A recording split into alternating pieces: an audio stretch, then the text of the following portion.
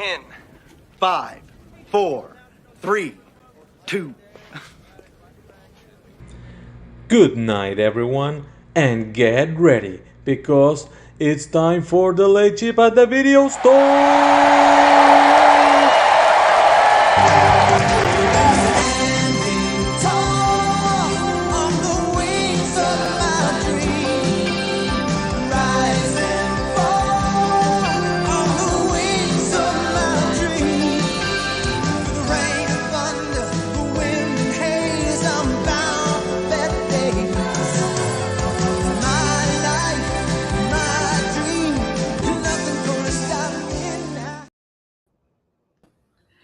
Mike, I'm so happy we're back. If nothing else, and just to keep singing that theme song because it really just makes me so happy. Good morning, good evening, good to you all. Mike, how you doing today? I'm doing good. How about you? It's a lovely summer morning. Theme song playing. If there were birds around, they would be chirping. Living my Disney Princess Snow White fantasy. I'm doing good. And I'm just really excited. This is our first live show of the year. Yeah. We're kicking it off with a great topic, one that I think everyone's got an opinion on. So I'm really keen to see who we're going to have on today. If you're in the chat, hit us up with a hi, hello, hey. We always like to interact with you, know who we've got, put your comment on that, say hi to the group. Don't be shy now. But Mike hit our link in the chat. So if you have an answer to our topic, which is going to be, what is a movie you think should have been nominated for Best Picture in any year? So I'm going to kick off with my answer, and I really hope I'm not stealing anyone's. Hi, Jack. Hi, Alex. Hi, everyone. My answer, Mike, I could not tell you a movie I was more certain would be nominated for Best Picture than when I walked out of the theater after watching Inside Out. I felt it in my waters. It was my women's intuition. I'm like, this is amazing. We're going to repeat. I love all the greetings we're getting today, the greetings and salutations. I thought we're having a repeat of Up. We're back, Pixar. Like, this is going to be the third one to be nominated for Best Picture. Pete Docter, he works magic. It is my favorite Pixar movie, hands down. I think the message, when I was sitting in the theater and they were going into the subconscious and abstract thought and things, my favorite quote is, these opinions and facts all look the same.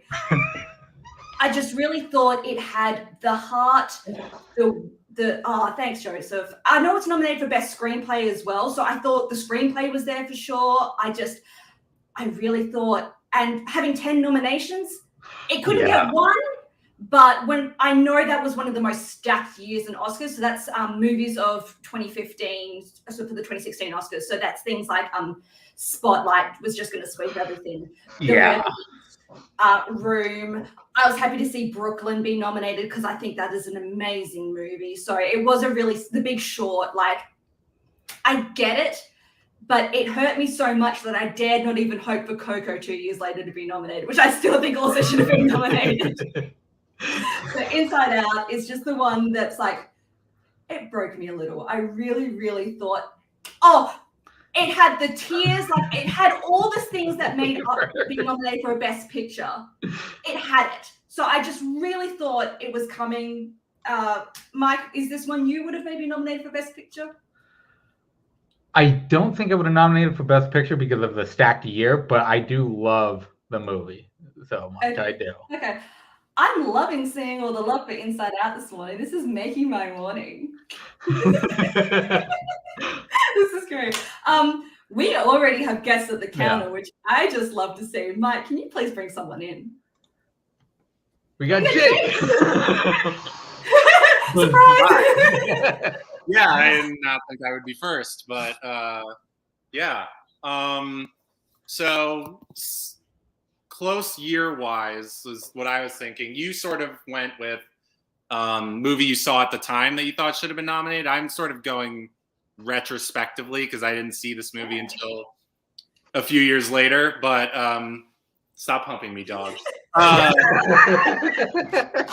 so 2013 was also a really good year for movies. 12 Years a Slave won, obviously. A really great movie. I have no issues with it winning. I would not have been my pick. Her would have been my pick because it's one of the best movies I think of all time. Wolf of Wall Street, also a very deserved nominee. But sorry about the dog. There was one movie, that I saw, and I saw years later that came out in 2013, and immediately was like, this movie is incredible. I can't believe it wasn't more beloved at the time and didn't receive more attention. At the very least, a Best Screenplay nomination, and that's About Time. Very nice. This is, I think, one of the best rom-coms of the last 20 years, and from the guy who is kind of one of the best at it, Richard Curtis. And yeah, I just think that it really one of my things with rom-coms is like they're either really good at one or really good at the other, but usually not both. Towing the line? Yes. This one does really, really well. I think both Donald Gleason and Rachel McAdams are absolutely incredible, and you completely understand why they fall for each other. And the idea of meeting in a dining in the dark restaurant is so good. I can't believe we haven't done it before. But you get all of the great rom-com elements, but then and you get like the sci-fi stuff with the time travel is cool and all. But then I think the thing, I know what you mean, Payson. Been on my mind too. We need to talk about this scene. I mean, yes, I was gonna bring up this relationship with his father. I think is really what put the movie over the top for me.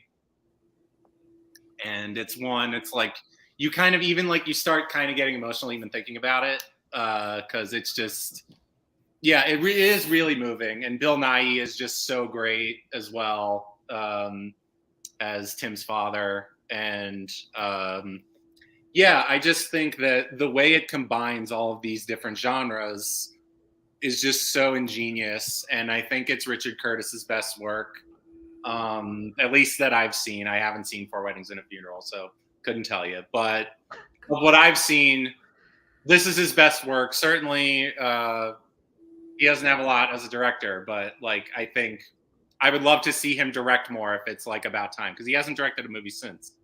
Yeah. Oh, okay.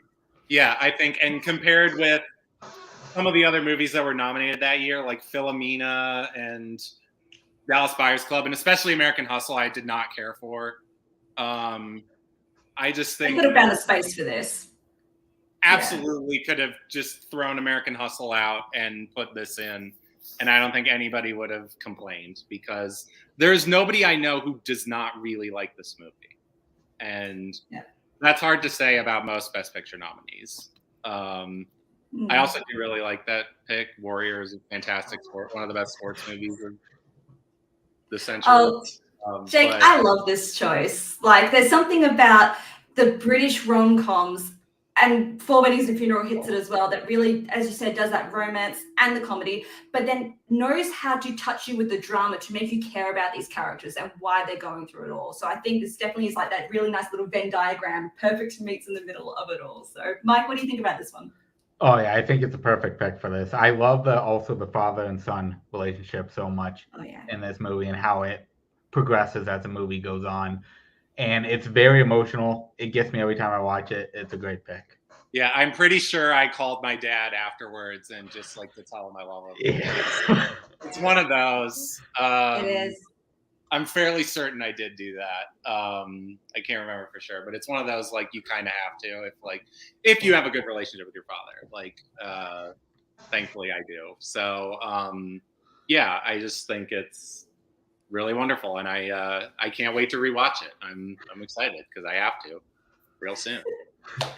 That's amazing. Jake, starting us off strong. Thank you so much for joining us today. Thank you, Jake. That is a strong, straight out the gate pick, Mike. I really like that one. And it's one that like I hadn't thought, and I appreciate the point of view of like retrospectively, like coming to something later and being like, no, this was great. Like other things were trash. This was great. I love that. Mike, who else have we got? Hey, Jack. Morning, how you doing, hun? Oh, not too bad. How about you? Pretty good. Give us your answer. What movie do you think should have been nominated for Best Picture? Staying on the romance, staying on romance here. And no, I'm not going with Portrait of a Lady on Fire, even though that should have been nominated. Going way back here to 1946, and just for perspective, this movie got 3 nominations: screenplay, director, and actress. Missed out on picture, and that's Brief Encounter. This is a fantastic movie. It's under 90 minutes. It is a perfect romance movie. It's about these 2 happily married people who meet each other entirely by chance, and there's this spark there, and it's them dealing with what do we do about this, and it's a beautifully touching story. I cry every time I watch it. I saw it for the first time this last year with Matthew, and it's become one of my favorites. It's a truly beautiful movie. This is an amazing choice. I haven't watched it yet. It is on my film festival list. I think Mikey put it at the end of my watch. It's like my 45th movie. I'm excited to see it. It floors me that you just said that it was nominated for director, screenplay, and actress. How do you not warrant a Best Picture then? Because those are the components that make a Best Picture. So I am very excited to see it. Mike, what do you think about this one? Oh yeah, I think it's a great pick. I absolutely love this movie. It's so fantastic, and yeah, I totally agree. It should have been nominated, if not even won. Jack, honestly, probably know what was nominated that year. Like, is there something you would take out to put in? Yeah. So I haven't seen The Yearling or The Razor's Edge or Henry V. However, I've seen The Best Years of Our Lives, which won, and I understand why. About World War II veterans dealing with coming home, and after that, and it was released the year after the war ended. So I understand. It's a Wonderful Life, another beautiful classic, which I saw for the first time this last year. It's neck and neck with Brief Encounter for me, but I honestly think it goes to Brief Encounter for me. But I've heard very mid things about Razor's Edge, so probably that one. Sounds good. Oh, Jack, thank you for coming on and give us your pick today. I love that we're just throwing it all the way back. That was fantastic. Awesome. Thank you. Thank you, Jack. From like the 2010s back to the 1940s, I love that we're getting like really varied picks. If someone come on and pick something like from the middle, I want to see like, it's interesting to see like what decades or what years are resonating with people. It's like definitely not this, and taking into account like what was popular at the time, what is pushing for things, because like we all know a lot of like musicals really got the push in the late 40s, early 50s to 60s sort of thing. So it's interesting to see how it's shifted, and romance tends to be one of those things that maybe isn't always hit. No, don't get me started on the English Patient. That doesn't count. Mike, bring someone on. You got Alex. Hello. How you doing today, Alan? Good. Talking about Oscar, something I almost never get to do on Picture This. Something different for you. A new experience. Absolutely. Alex, what do you think is a movie that should have been nominated for Best Picture? So, I'm quite young, so I went with something that I saw way back when, and I really do love this movie, and it got no award attention. I'm talking about A Simple Favor, the Paul Feig black comedy crime thriller movie. Anna Kendrick, Blake Lively. It helped introduce Henry Golding. It is just like a really fun mystery, and it didn't get anything. Not costumes, which the clothes in that movie were amazing. Not supporting actors for Blake Lively, and she's like a really interesting character. She's like a really interesting actress, actually. Nothing for Anna Kendrick, nothing for Paul Feig, nothing in the screenplays. It was just like completely overlooked. And I think if it had gotten some of that below the line attention, it would have gotten something like Black Panther got that year, or like The Favor. It's just something like a little bit, like literally anything. It got nothing that year. And it's just unfortunate because it's like a really fun, incredibly rewatchable movie. There are like elements of it that maybe people are uncomfortable about, but it's just like a really good time at the movies. I love this. I did have a good time with this at the movies as well. And I like what you're saying. Costumes, definitely. Like, the Blake Lively wardrobe is insane. But screenplay as well, as you're saying, because it's a play on diabolique. And they even say so in the movie so much. So it's very self-aware of what it is doing. I think it's hard maybe with some of the Anna Kendrick vloggy stuff. I wonder if that's a little off-putting. Like, it's not so prestigious or something like that. But I definitely think this is a cool pick. Mike, what do you think of this one? Oh yeah, I really enjoy this pick. I really loved the movie when it came out, and I've revisited it a few times and get so much out of it. I think this is a perfect pick for being nominated for Best Picture. Which year was this, Alex? This was 2018. Is there something that you would take out to put it in? Oh yeah, 2018 was full of unworthy Best Picture nominees. You could bump Green Book, Bohemian Rhapsody, Vice, any one of them. You can just bump anything you want off of that year. 2018 was one of the worst. Love it, Alex. Thank you for coming on and giving us your answer this morning. Yep. Thank you so much, Alex. That was great. Yeah. A really outside the box pick. Like, I wouldn't see that coming, but I love when, like, there is those ones that just really ring true to you. It's like, why am I loving this so much? And, like, why is no one talking about it at all? Yeah. Love it.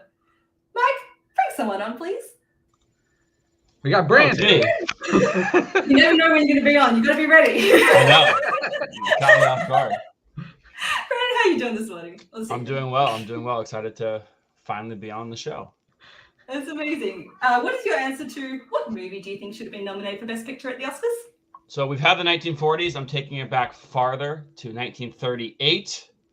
And I'm going with a film that should, just for the achievement alone, being the first full-length animated movie, I'm going with Snow White and the Seven Dwarfs. Oh, a man after my heart. Oh my God. Pandering, but we pay it. Go, why? Because this year we had A Star is Born, which was the first color film nominated for Best Picture. So it just, in my mind, it's like we should have, it's the very first traditionally animated feature-length film, never been done before.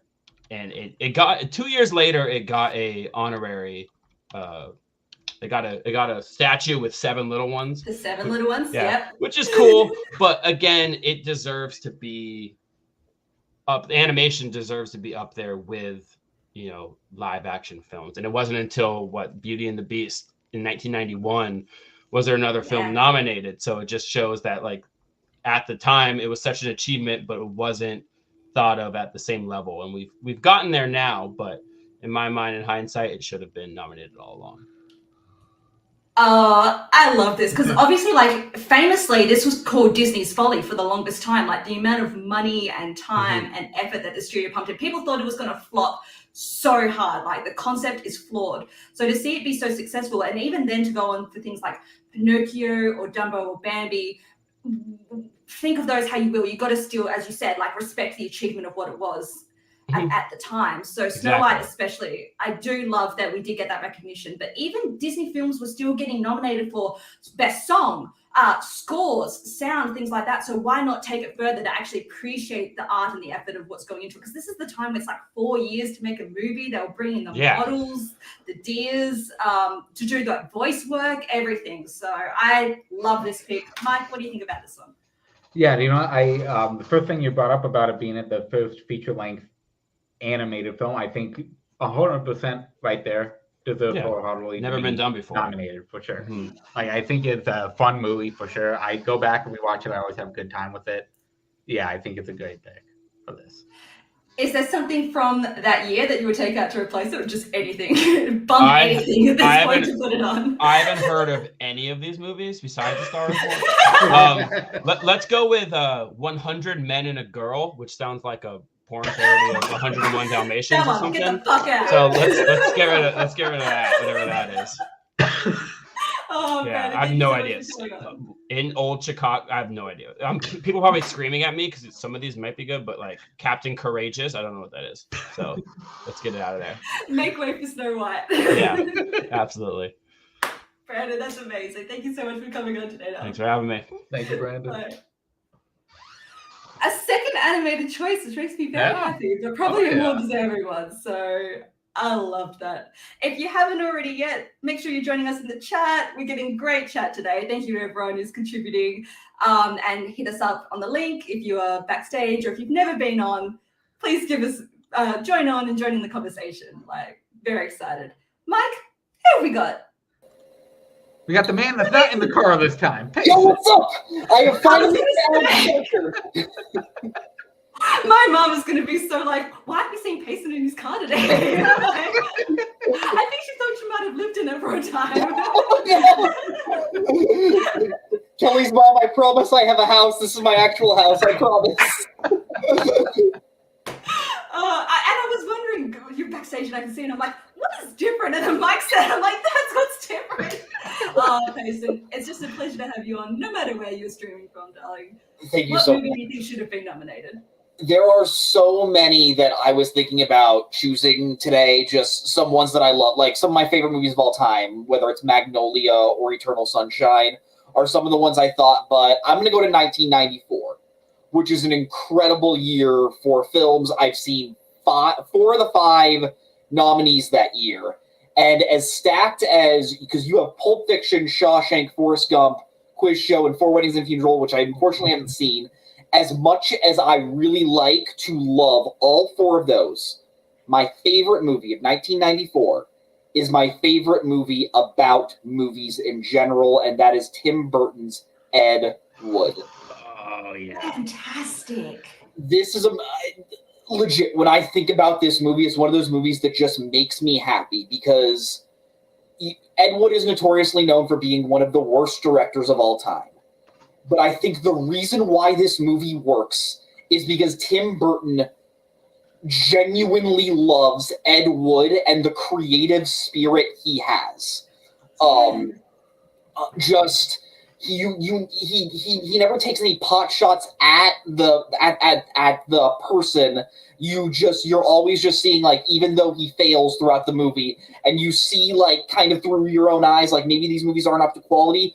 It doesn't matter because of how good he thinks it is. And just like the family he makes with Bela Lugosi, who is incredibly played by Martin Landau. You have George the Animal Steel playing like the big wrestler guy.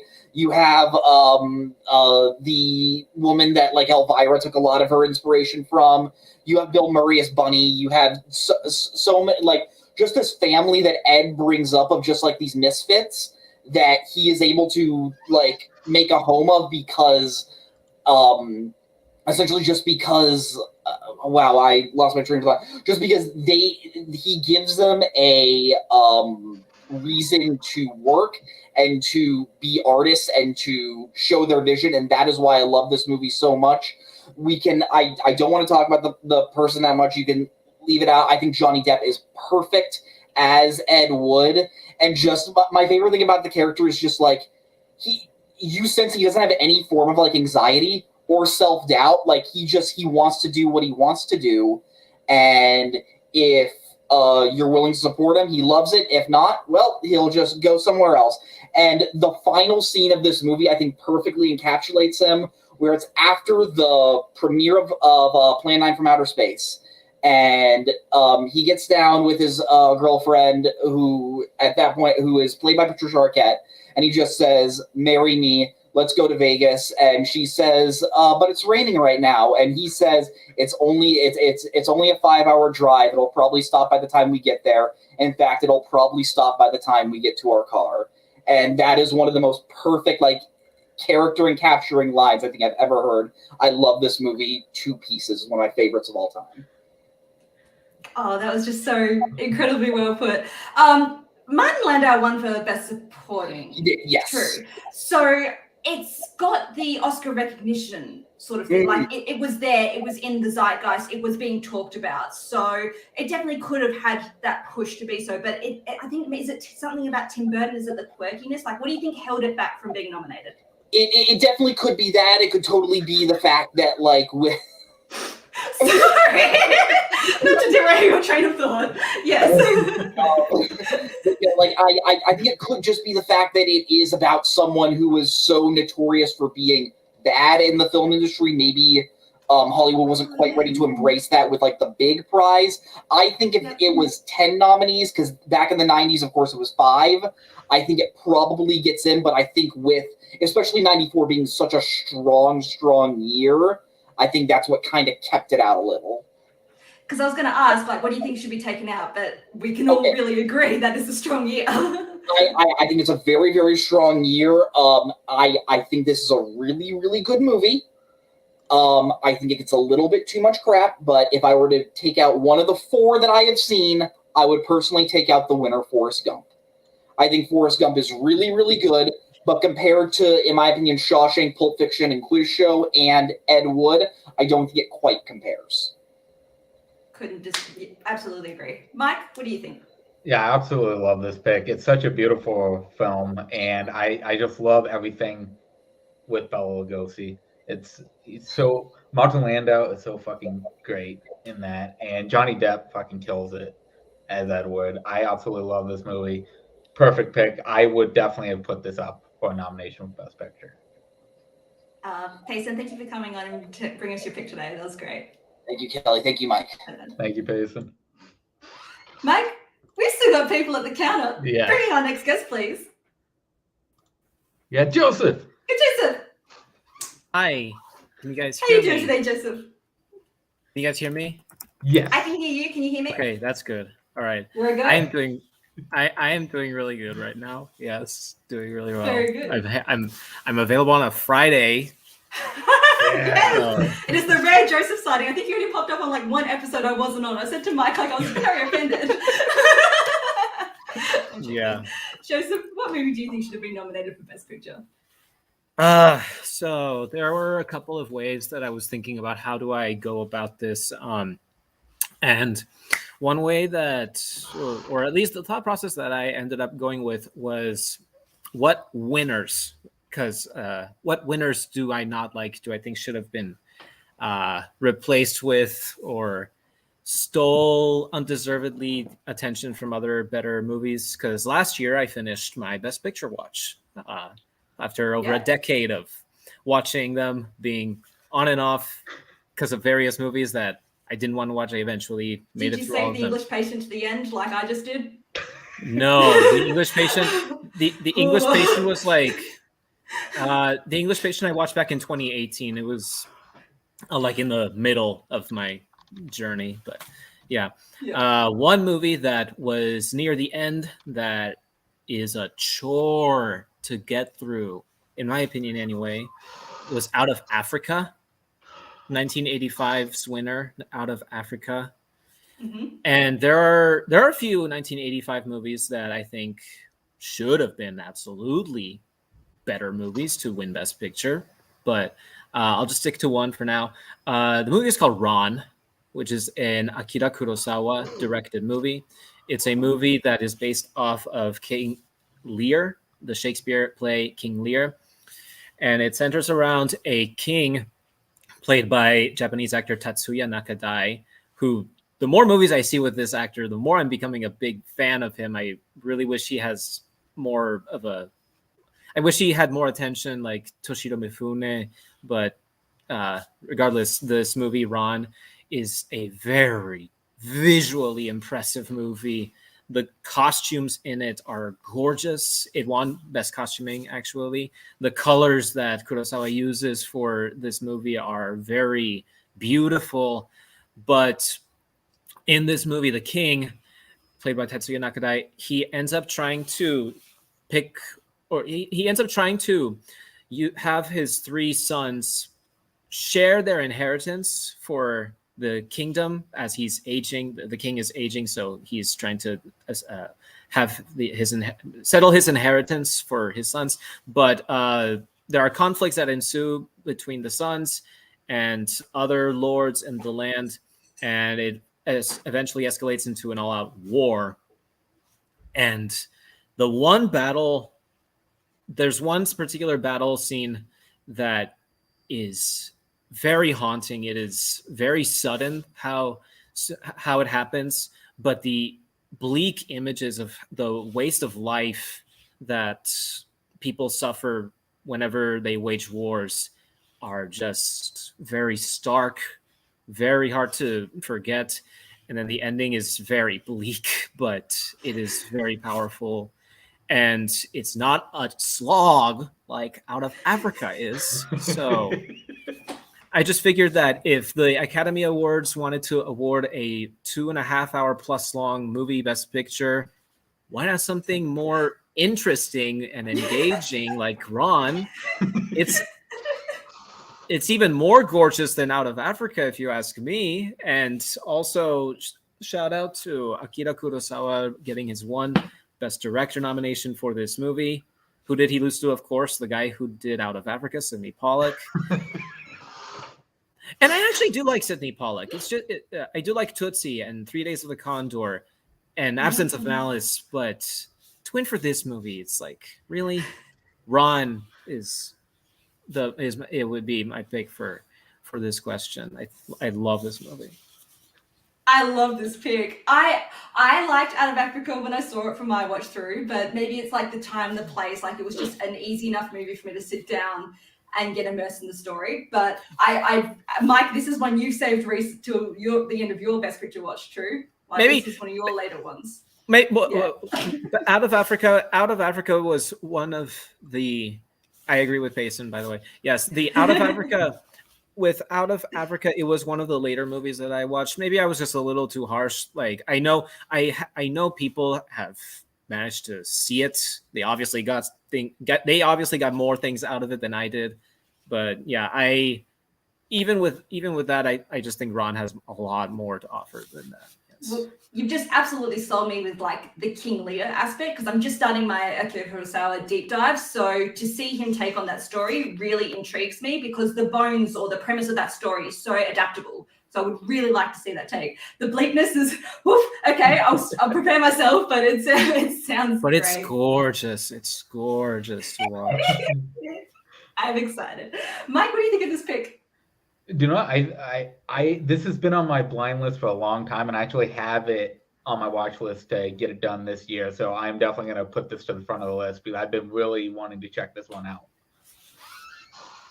Joseph, thank you so much for coming on and giving us your pick today. That was amazing. Thank you for having me. Good luck with your Akira Kurosawa watching. I hope you also get to see this, Mike, later this year. I think it's worth it. Definitely. Thank you, Joseph. Great. Thanks, Joseph. That was great. Yeah. We've hit nearly every major decade. Like, we are really bouncing it around. It's been phenomenal. Mike, bring someone who has been waiting ever so patiently. Yes, backstage. And this is the man that I can't wait to see the pick. I don't know what we got Bill. We got Bill. Yeah, here we go. Okay, now that's ready.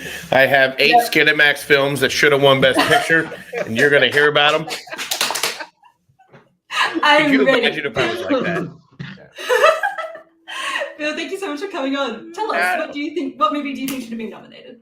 Yeah. So there is a movie particularly. It actually did get some nominations when it came out.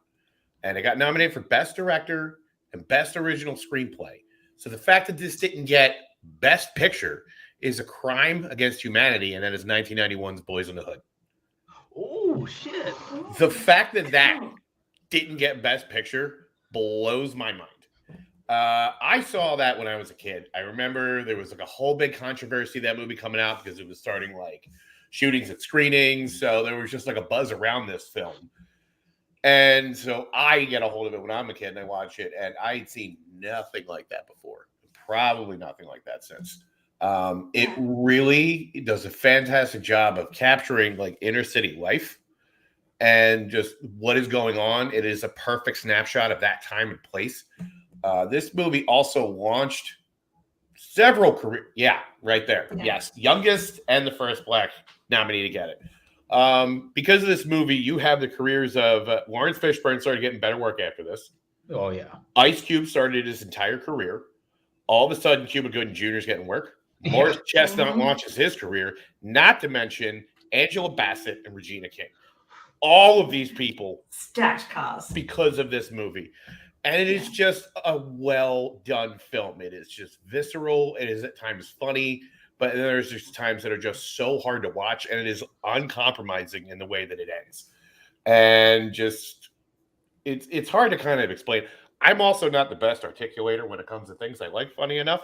I know that's a surprise to everybody, but yeah, I adore this film, and every time I go back to it, I just forget like how fucking incredible it is, and the fact that this did not get nominated, I'm sorry, that is just like the most wrong thing. And I did come prepared because I looked at what was nominated that year, and you know what I'm gonna fuck right off into the sun is Bugsy. Who the fuck even talks about Bugsy? Here you go. Tell me fucking anything about that movie. Right now, somebody tell me who's in it, what it's about, who directed it. Fucking, I had to look all that up, and I actually saw it. Well, let me put this, because I think a good point is also like this is the time we're nominating 5 movies. Obviously, we're running into that in the 90s quite often. But more so, Bill, what do you think is what kept it out of the Best Picture conversation? If it was nominated for director and screenplay, what's kept it more than likely that, and we're not going to mince words here. It was a pretty all-white Academy back then. So they were. I would absolutely believe they were real hesitant to fucking put that in there. And I get Silence of the Lambs winning, just to be clear. Yeah, totally. It's like Boys in Hood's not going to top that, but it should have been in that list. That's all I'm getting to. So, yeah, yeah, I would say that's probably the reason why. More than likely, that's a guess. But because of this movie, look at all 90s black cinema that happened because of it. All of a sudden, like I know, like New Jack City kind of was like around the same time, but then all of a sudden you get South Central, you get Fresh, you get Menace to Society, you get Set It Off, and it was just like a second like golden age for black cinema because of this movie. I would point to also Spike Lee and all that, but I think this one really like proved that like, hey, there's a market for this, and also we could treat this subject matter like it's not a joke, and actually come at it with like a viewpoint of like humanity, which was sorely lacking before. So, yeah. Brilliant. Mike, what do you think of this pick? Oh, yeah. I saw this movie so many times throughout my childhood and I absolutely loved it. Ice Cube and Lawrence Fishburne are fucking incredible in both their roles. And I wholeheartedly believe this should have been nominated for Best Picture. It's truly an incredible movie. And like Bill said, it started a new start of black cinema throughout the 90s and continued on throughout that. Brilliant. Bill, thank you for coming on and giving us your choice today. That was amazing. Yeah, absolutely. You got it. Have a good night. Thank you, Bill. That was great. Yeah. Back in the 90s again, which is cool. Yeah. Again, I'm just really enjoying to see what's sticking with people. Mike, we still have customers. Please bring someone in. We got Matt. Hey. How you doing tonight, Matt? Pretty good. Great show so far. Thank you for joining us, darling. What do you think is something that should have been nominated for Best Picture? No, I thought of a lot of different ones, and a lot of them were like really kind of heavy downer movies. So then I thought of maybe something a little bit lighter since we're having a fun night over here. So then I said Raiders of the Lost Ark, but I suck at Oscars, and that was actually nominated, so I couldn't do that. So I'm gonna do one of the perfect movies out there that didn't get nominated was the Princess Bride. Oh shit! Yeah. Oh, cool choice. Please explain. I mean, like I said, it's just one of those perfect movies that I think everyone loves it. The cast is amazing. The story is great. It's just one of those classic tales. I think maybe I don't think it was quite as well received when it came out initially. I don't think it was like a big hit. It became more of like a cult thing over the years. And I think that's kind of maybe why it didn't get the nomination. But yeah, that was definitely a miss. And looking at some of the other movies that year, I think probably Fatal Attraction is probably one that we could have picked out. Like I was amazed to see that got nominated. Exactly. That's brilliant. Of course, I think a lot of people really love this movie because it's so well written, it's so well cast. Like, I wonder if it, not childlike, but it's definitely a family film. Yeah. But it shouldn't diminish what it does with the writing and with the script, with the acting and everything. So I love this choice. It's got iconic scenes, iconic lines, everything in it. I just love it. Mike, what do you think about this pick? Yeah, this is a storybook come to life, and it has something for everybody. It has the action, it has the romance, it has the horror elements to it, it has the comedic moments for sure. Yeah, this is the perfect pick from this. Matt, thank you so much for coming on and bringing us The Princess Bride. That was amazing. Thank you, Matt. That was great. The 80s making a push. Yeah. 2 films in the 80s, technically, that we just brought up. Mike, we still have customers. I'm having so much fun tonight. Please bring someone in. We got Garth. We got Garth. Hey. How are you doing, Garth? I'm back home. Yeah. Happy to see you well, darling. That's great. Yeah. It's great. I mean, 75 days in the hospital. I was like, get me out of here. Even though I still can't walk well, my broken knee is still not healed fully. I was like, I'll hobble at home. So, but yeah, my pick, I don't know if it was brought up by anyone else. I kind of tuned in a little late. Is my favorite movie of 2021, and that's Pig, starring Nicolas Cage. Oh yeah, we had no that got 2020s no movies, so nomination please. for anything, no acting, no supporting actors. It got no nominations whatsoever, and I think it was highly overlooked. He was brilliant in the role, and the rest of the cast was great, and it was a great story, and I think it should have been nominated for something, including Best Picture. And it was just a moving story, and it hit me hard with all the mother stuff, and it was just something I could relate to, and it was a wonderful movie. I wasn't expecting to see anything so recent, so I love that. Mike, what do you think about this one? Yeah, this is one of the greatest movies about grief that I've ever seen. It's so incredible, and Cage just came out of nowhere. Like, he's always been, the last 10 years, he's been in the background doing a bunch of B movies, but still giving those great performances. And this one, he just came out of the fucking woodwork and gave an incredible performance in this. I absolutely love this movie, and I do agree it should have been nominated for sure. Great. God, thank you so much for coming on our show today. Wish you all the best, darling. Okay. And the movie I would have the movie I would have taken out is sorry. There was a long list of great movies, but Don't Look Up, the Adam McKay movie. Yeah. I was like, no, that shouldn't have been a best. Good call. God, thank you, darling. Thank you, girl. Take care. Again, like I love the reasons. I love the jumping around. I think did we hit anything from the 50s, 60s, 70s? I don't think we did. Okay, so maybe just as a collective, we're somewhat happy with a lot of those movies. Yeah. Maybe. Oh yeah. If you haven't jumped on yet, we still have a little bit of time. Mike, you haven't even given your pick yet. Oh yeah. We've had so many customers. It's been amazing. Mike, it's your choice. But before we get to my pick, I want to read off a couple people who actually sent me their pick. Please.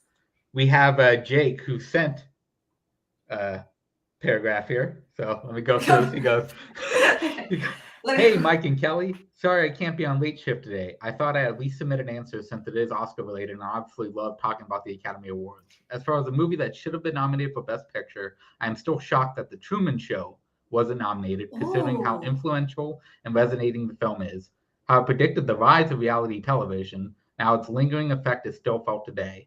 The performances by Jim Carrey, Laura Linney, and Ed Harris, the themes of stimulated reality, surveillance, religion, existentialism, and most importantly, its beautiful direction by Aussie filmmaker and absolute legend Peter Weir. I know it's tough to make the 5, but I absolutely would have nominated it for Best Picture. Get rid of that Shakespeare in Love crap and put in The Truman Show. Thanks, Mike and Kelly. I promise to be on the next one." And he knew what I was going to ask and everything. We got a connection going. Oh, that was so well surmised. Like, I definitely think that was one that could have got the push for a nomination. Oh, yeah. And Jake gave the reasons why, like all the thematic things that it touches on. So hi to Jake in the rewatch. That was amazing, girl. See you next week. Who else we got back? We also got Bar. Bar came in. He goes, considering what was nominated that year, Do the Right Thing should have easily gotten the Best Picture nomination. You could easily replace Field of Dreams or Driving Miss Daisy. The Field of Dreams is a tough one for me, but Driving Miss Daisy, I will agree that, Do the Right Thing could have easily replaced that. Yeah, and you see what has had the long-lasting impacts, what has been a bigger part of the conversation over time. Like, you can, the proof is in the pudding, so to speak. Oh, yeah. And then we had one last one from Nazario, who, you know, short and sweet, Almost Famous in 2000. Fucking A! Yeah. Let's go! Yeah. I like that pick. We haven't had a lot of the early 2000s stuff, so that's brilliant. Yeah. Yep. Almost Famous. I 100% agree. That is like an all-time favorite drama. I'm going to be a sucker for anything music related, so that really fires on all cylinders for me. That's great.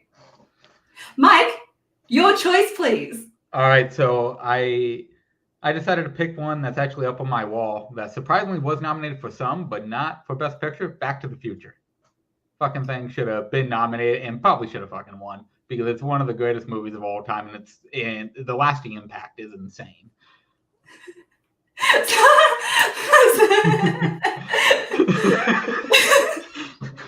Doesn't have to not be. Only when she's excited. Yeah. I was excited. I can't hold back my Aussiness too much.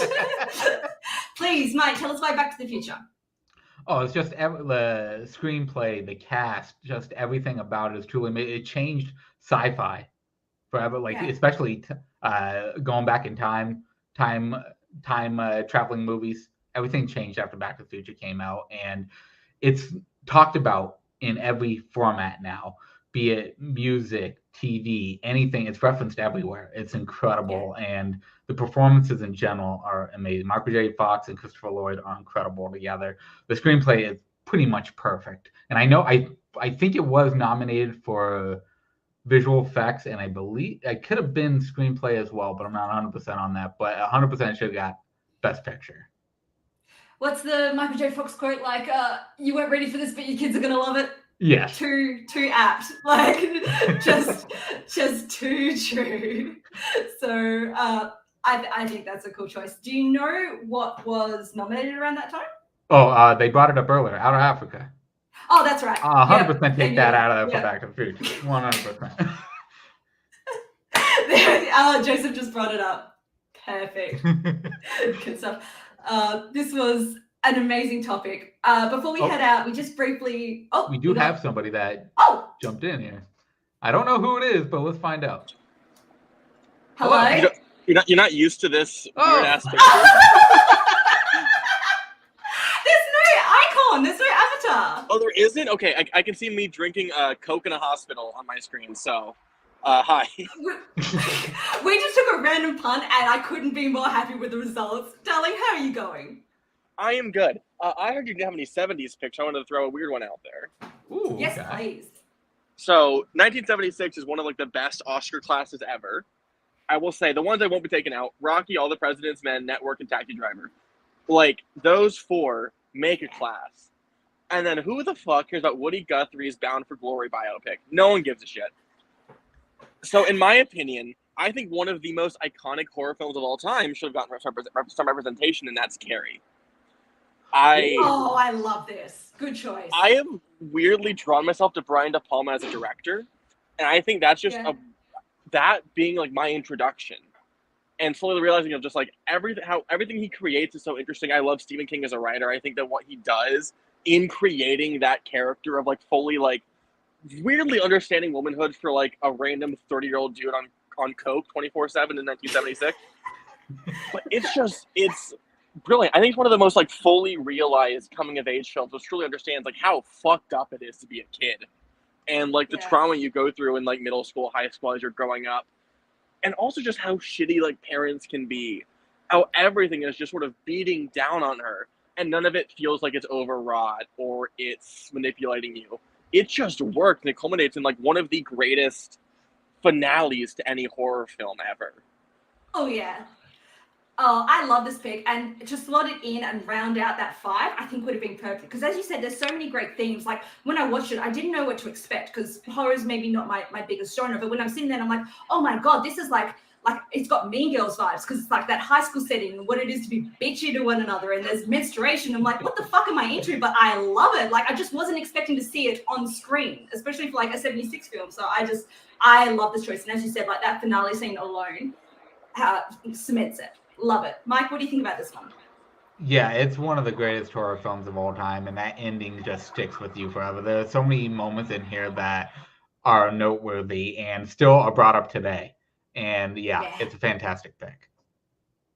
Yeah, I was like, I think 79 is like the cap of like the greatest Best Picture class ever. I think if you swap Carrie for Bound for Glory or whatever, it rivals it. Like it's really close to topping like maybe the greatest year ever. That is awesome. Spence, thank you for joining us, darling. Wishing you all the best home. I hope you're okay. Yeah. Yeah, I'm at work. That's it. Okay. Oh no, whatever. Yeah, have fun, chat. Have fun, guys. Thank you, darling. A late call, but a classic. Yeah. That was great. As we're wrapping up, first and foremost, I just want to say thank you to everyone who jumped on tonight. Thank you for everyone for sticking around in the chat and having fun. It really just it is the highlight of my week. It is what I look forward to all week, is to jump on this and hang out with you guys. I want this to be the place like we can come and just have a goof off on a Friday night. Yeah. You guys being here makes it for me. So I don't really get emotional, Mike. I'm just incredibly touched because you guys are what propels this show forward. So thank you very much for everyone that came on and in the chat and just being here with us. Mike. Yeah, there's nothing really I can top that with. Thank you everybody for sure. Like us coming back this year, we were wondering how this was gonna go first episode back, and you guys have absolutely killed it. We've had consistent people on. Everyone that jumped on is incredible, and we can't wait to see what we do this year with all of you. Thank you guys again, and I will head us out of here. Thank you, everybody. And we're clear.